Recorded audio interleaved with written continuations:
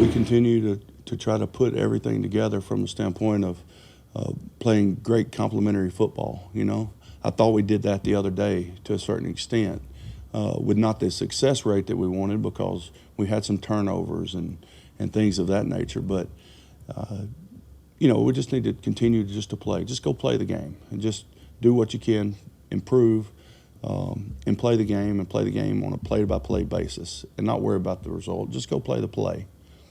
Has playing for each other become any sort of focus? I mean, that would be a mantra for any team any time, but given the choppy nature of the Brown season, have you sent out the message lately of let's make sure we're playing together? Yeah, back in April or May. It's the same. The message hadn't changed. It only matters what's in the locker room. That's all the thing that ever matters. So of course they play together. They play together. They stay together. It goes back to when adversity hits, you're going to run together instead of running apart. And I think we've done a good job of that and maintaining that throughout the year because there has been difficult moments, and these guys have remained together and stayed together and have done well in the past month and a half.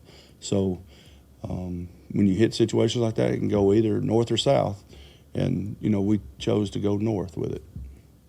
You talked about how you've seen Baker improve and kind of how he handles everything about the position and stuff that goes with it.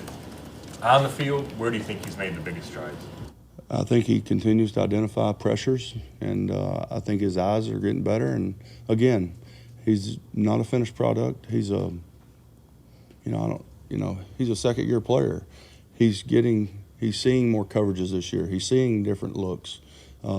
He knows where he wants to go with the ball most of the time, and he does a good job of identifying and being able to communicate and understanding what we can do to attack certain instances. And so just his overall knowledge and feel. I told you guys before, playing quarterback is like taking 1,000 pictures all at once, and you just got to build your repertoire of the pictures that you see when a ball is snapped.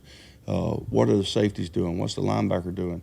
What are they more likely to do in this instance? So he continues to build his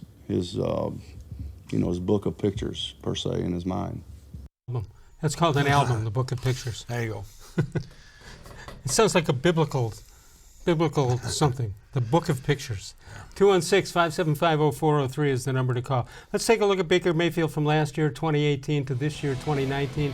There you see it. In 18, he had, and for the full year, he had 310 receptions out of 486, almost 64% completions, 3,725 yards, 27 touchdowns, and 14 interceptions, and he was sacked 25 times. This year he's been sacked 33 times, 59% of completions, 3,109 yards, 15 touchdowns, 16 interceptions.